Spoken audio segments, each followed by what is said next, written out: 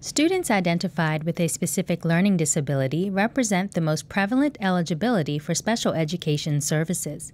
Because of this, Congress has enacted unique requirements for the identification of a student with a specific learning disability.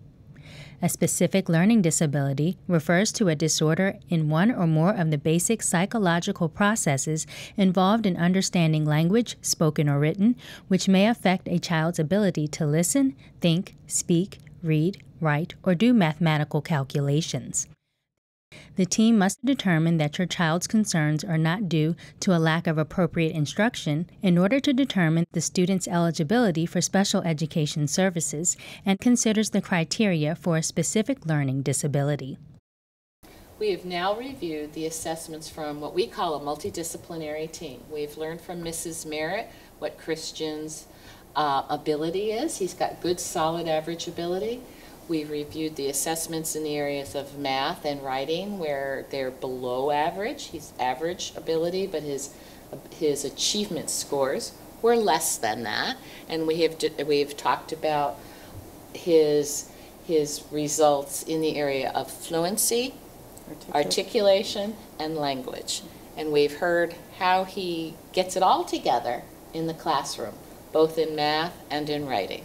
So now what we're going to do is go through something we call the determination of a learning disability to see if he really does qualify for that and see what we can do to help him. So we do have cluster scores in the area of math, which was a 77 and an 80, and in written expression it was an 82, but his sentence comprehension, his sentence completion was quite low. We have... I'm sorry, but what number are you using? Those are what we call standard scores. Right. They are standardized based on everybody in the United States, and we standardize testing on that with all children who are the same age as Christian. Now, are these scores out of 100? Right, that was my question. Yes, it's from 90 to 110. Okay.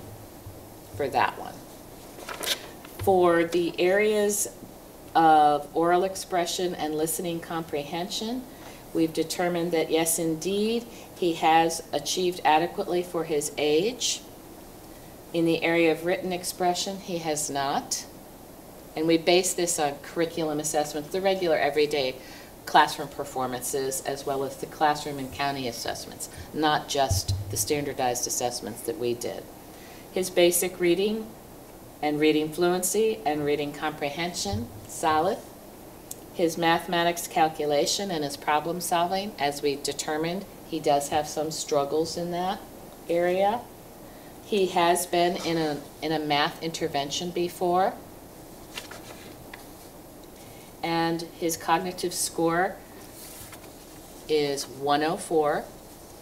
Which is in the average range. Which is solid average. Cognitive is how well he understands. That's his ability. How much he understands. Mm-hmm. Yep. His overall thinking, so how he's going to approach his problem solving skills, especially that verbal piece, was that average range for him. So he would qualify under the federal handicapping condition of specific learning disability as a child who needs some help in those areas.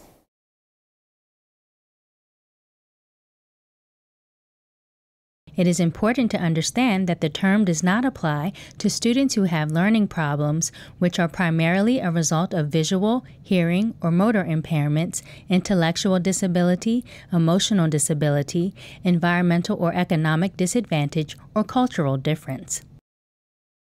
For more information, refer to the Anne Arundel County Public Schools e-Handbook for Special Education.